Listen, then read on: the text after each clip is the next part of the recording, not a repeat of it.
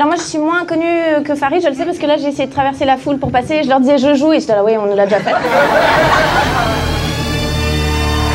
Mais plus la vie devient confortable, plus il y a des trucs un peu anecdotiques qui deviennent des drames dans ta vie, tu vois. À titre personnel, moi je me suis rendu compte par exemple qu'un truc qui m'avait vraiment brisé le cœur, c'est le fait que mes parents divorcent. Tu vois, et ça a été le cas pour beaucoup de gens de ma génération. Pas que mes parents divorcent évidemment, mais... Et sur le moment, je sais que ça m'avait vraiment brisé le cœur, alors que quand tu dézoomes un peu, un divorce, c'est pas la fin du monde non plus, tu vois, tes parents ils habitent à 5 km l'un de l'autre, faut faire un doodle pour les vacances de Pâques, c'est pas, tu vois, donc... Mais sur le moment, moi ça m'avait buté, à l'époque j'avais 15 ans, j'en chialais tout le temps, j'en parlais beaucoup à ma grand-mère qui était un peu ma confidente à l'époque, j'étais putain, c'est tellement horrible, je sais pas si toi tu peux comprendre, je sais pas si c'est passé des trucs graves quand t'étais petite, bah oui, la Deuxième Guerre mondiale. Touché, Solange.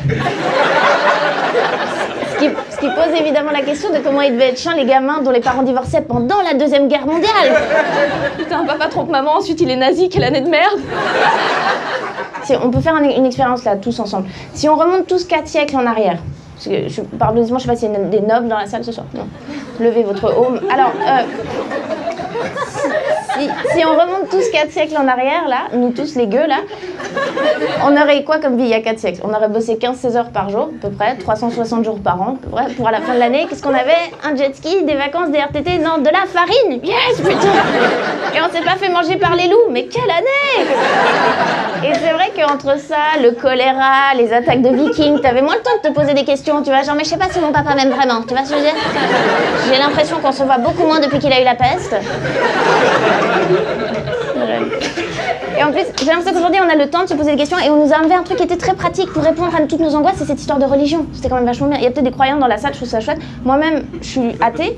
Non mais pas par conviction, juste parce que mes parents m'ont élevé comme ça. Et je comprends les bénéfices intellectuels de l'athéisme, mais sur certains plans, putain, la religion, ça a l'air vachement bien. Cette histoire de croire. Non mais vraiment, ne serait-ce que la vie après la mort, ça avait l'air super. C'est-à-dire que les gens, pendant des siècles, ils étaient convaincus, ils étaient là, voilà, c'est de la merde, mais après, ça va être un truc de malade. Ça avait l'air trop bien. Ça avait l'air trop bien. Je suis tellement jalouse de ne pas avoir fait partie de ces millénaires d'humanité où les gens, ils étaient convaincus que s'ils se comportaient bien, leur destinée, c'était un jour d'aller assister à un concert infini de Beyoncé. Mais pour ce faire, il fallait juste endurer une petite première partie de Laurie. Bon, voilà.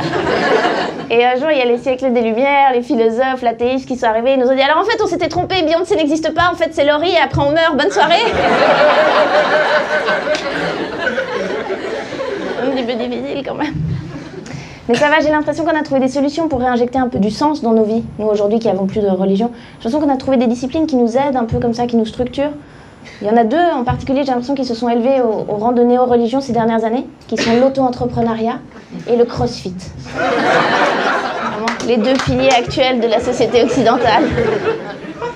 L'auto-entrepreneuriat, il y en a beaucoup trop. Il y en a avoir plein des connards dans cette salle qui m'ont... Tout est concept aujourd'hui à Paris. Moi, j'ai plus des amis qui m'appellent pour faire des trucs simples, genre ça te dit, on va boire un verre. Chaque fois que j'ai des potes qui m'appellent à Paris, c'est toujours pour me proposer des trucs, genre ça te dit, samedi soir, on va dans une ancienne usine d'amiante, mais aujourd'hui c'est une crêperie qui vend des vinyles.